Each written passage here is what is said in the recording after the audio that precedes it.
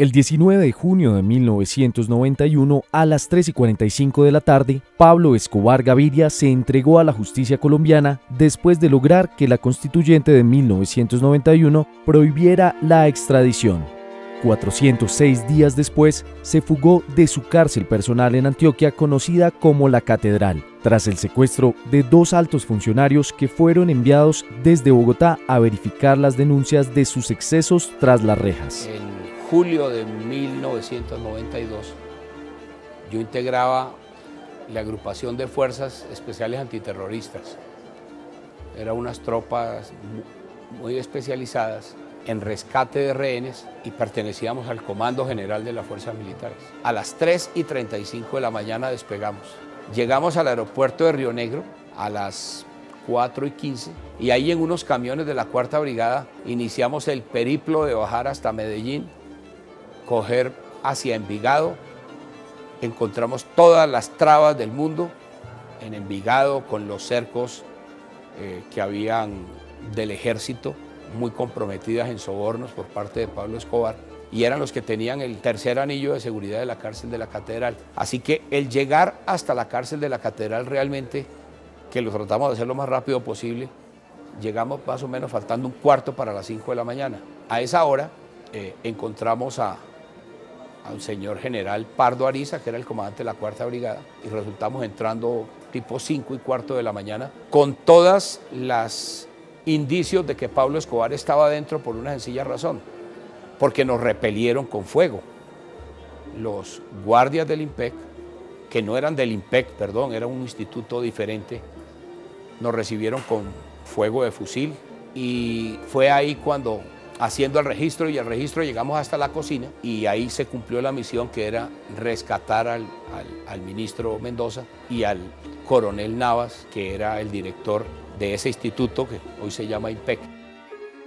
Cuando el Estado recuperó el control sobre la catedral, no había rastro de Escobar. Pablo Escobar tenía comunicación directa con la cárcel. Hizo su finta de engaño, decía que estaba metido en la catedral, que se estaba escondiendo, que estaba en una caleta, y todo ese tiempo lo utilizó pues para poder alejarse más del control de las autoridades y de nosotros. Ya cuando se inició la persecución, ya Pablo Escobar y algunos de sus secuaces iban lejos. Allá capturamos a muchísimos sicarios, a muchísimos miembros del cartel de Medellín, a muchísimos guardianes. Hubo más o menos como unas 36 capturas. El resultado, los 2 funcionarios rescatados, 5 hombres cercanos al capo detenidos, 25 guardianes retenidos, 11 más heridos y el sargento de prisiones Olmedo Mina sin vida. Además, 6 militares fueron juzgados y condenados por complicidad en la fuga del que era en ese momento el criminal más poderoso del mundo. En la cárcel de la Catedral encontramos elementos que hoy en día son absolutamente normales, pero estamos hablando de hace 25 años. Por ejemplo, encontramos, personalmente no lo conocía, un DVD, y en ese DVD la fábrica de los vehículos Hammer le enviaba una demostración personal a Pablo Escobar para venderle esos vehículos Hammer que ni siquiera el ejército había comprado. La segunda, digamos, situación que me impactó fue unas fotografías y filmaciones de unas actrices y reinas de belleza compitiendo desnudas en la pista de aterrizaje de Nápoles, compitiendo por un Renault 21. Lo tercero que me impactó fue una foto que él tenía donde fotografió su primer $1.000.000. Cuarto, tenía 50 libros impresos, parecían unas Biblias, en donde tenían todas las caricaturas y todos los comentarios de prensa hechos sobre él en todo el mundo, y los tenía listos con una tarjeta en donde tenía su huella dorada, como que era tinta en oro, y como destinatario tenía unas personas especiales de la vida nacional. Encontré unas fotografías donde él practicaba cirugías. A él por eso tenían el alias del doctor, porque él tenía una sala de cirugía y yo creo que ahí tuvo que hacer prácticas al estilo Hitler con cuerpos humanos.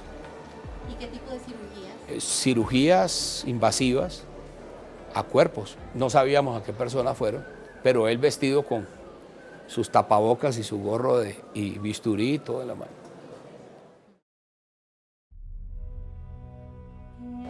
Mire, en este país seguimos viviendo esos episodios. Los episodios donde las personas que integran bandas criminales, que integran grupos terroristas, que son narcotraficantes, cuando quieren negocian con el Estado, negocian con la justicia, y la justicia simplemente por el hecho de decir que tomó el control, entre comillas, los redujo y los volvió, entre comillas también, hombres de bien, se contentan.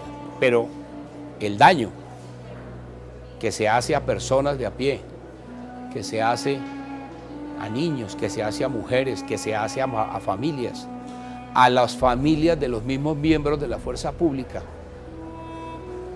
¿Para qué fue ese sacrificio? Eso no tiene presentación y no tiene ningún valor. Su vida de lujos en prisión y los crímenes que ordenó y perpetró estando bajo supuesta custodia del Estado representan uno de los capítulos más visibles del inmenso poder de corrupción del capo y su cartel.